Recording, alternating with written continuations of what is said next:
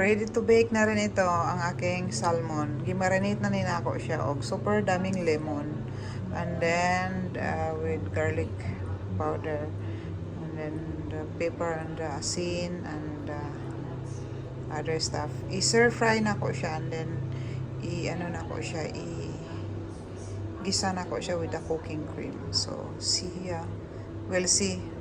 Yummy, yummy. Ready, 1, 2, 3. First batch na ako lechon. Na ako ano na siya, na refrigerate ni siya for how many hours.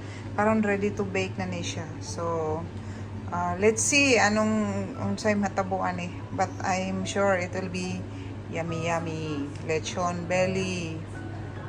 Thank you. Bye. Hi, first menu na naluto na ako. Hi, good morning madlang people. Good morning Philippines. Good morning world. Ito ang Cajun shrimp.